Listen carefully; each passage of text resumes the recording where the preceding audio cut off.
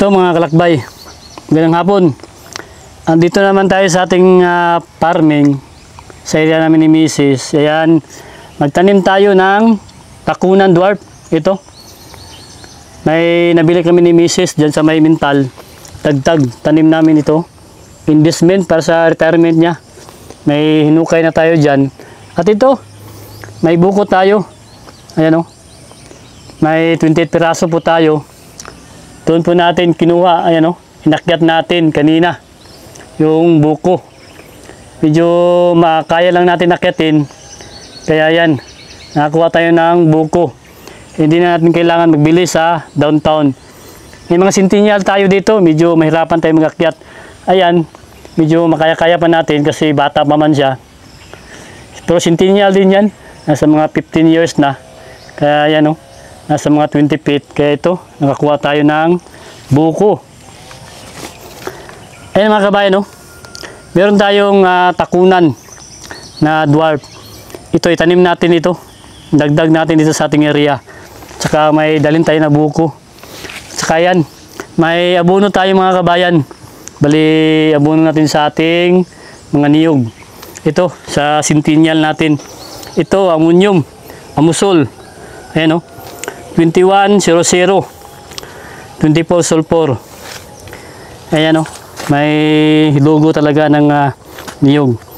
Harvester, Planter's Choice. Ito asin. Ihalo natin yung dalawa. Ito asin at saka amusol. 2100 ihalo natin.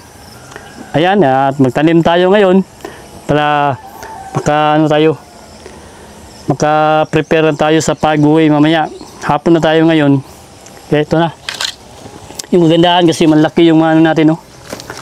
Mga niyog. Yan, tanim natin ito. Okay, tayo dito. Yan. May hinukay na tayo dito doon mga kabayan.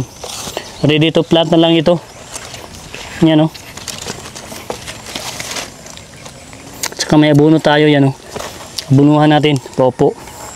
Ito, ready to plant na ito mga kabayan. Ayan o. Dito natin itanim. Kay open dito na area. Ayan. Ayan o.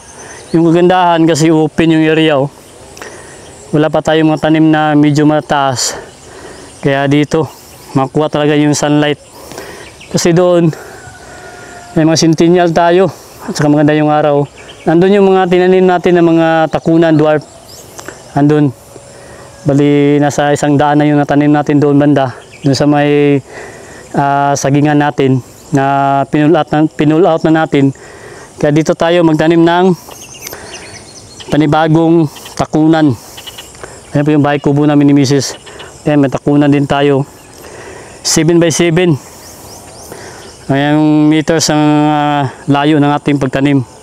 Ayan mga kabayan. Okay. Okay. Ito. Ayan o.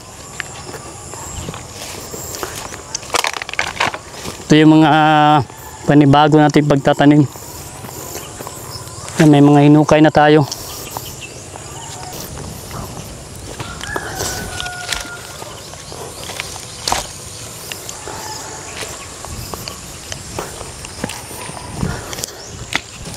Okay, ito mga kabayan. Ito. May amusol tayo. Amusol. Meron tayong 1620. Lagyan muna natin ng paupo bago natin tanim yung ating takunan. Tapos tabunan natin ng lupa. Yan. Ito lang yung ano natin. Mamaraan.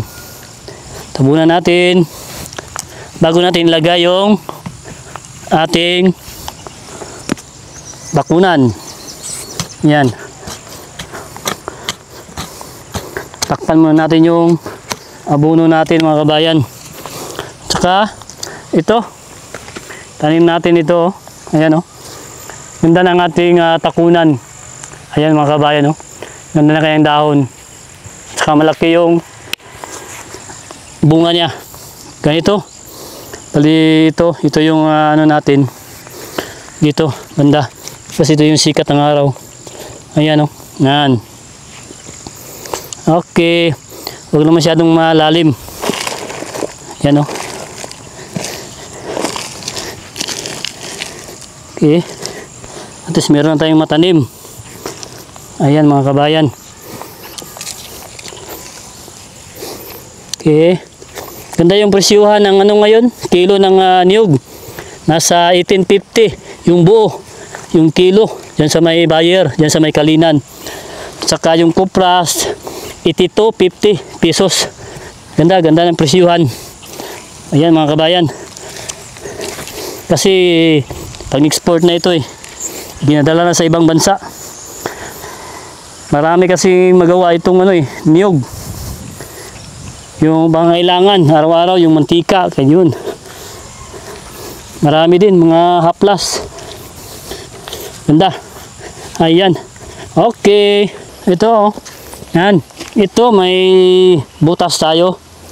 At lagyan natin ng 1620 nitrogen at saka phosphorus. Hindi pa man natin kailangan ng butas kasi wala pang bunga.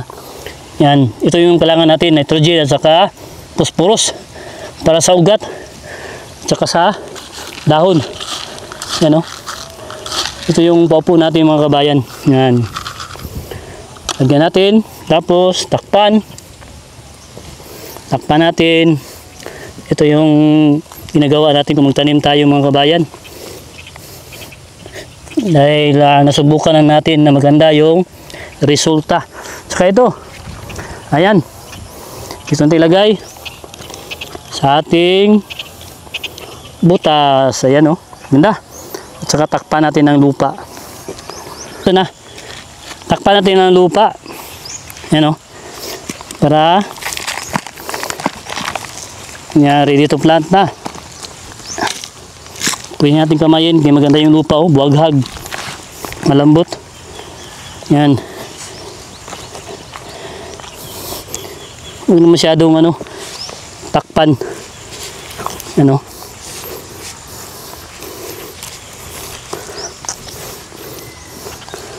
Okay. Yan, thank you. Thank you din kay Mrs. sa kanyang suporta sa ating pagtatanim, sa ating farming. Yan. Ito yung investment, retirement ni Mrs. Ito yung gusto niya itanim, dwarf coconut. Okay, ayan ganda na. Okay, ito. Magtanim pa tayo. Ayan ganda. Ayan. Ayan mga kabayan takunan. Ayan. Ganda ng ating tanim Tanim pa tayo ng marami nito para makarami tayo ng harvest. Yung plano po natin, magbenta po tayo sa downtown ng Buko Press at saka yung buo din sa may buyer diyan sa may Kalinan. Ito napaganda. Takunan. Mababa lang. 3 years. Makapagbunga na at maabot mo lang bunga. Hindi na tayo mahirapan mag-harvest kasi less ito sa maintenance at saka less sa mga tao. Kahit tayo lang mag-harvest, kaya na natin kasi mababa lang. Maabot lang natin. Hindi kagaya yung yung mga centennial mahirapan talaga tayo mag-akyat. Kaya nag-invest tayo ng dwarf dito.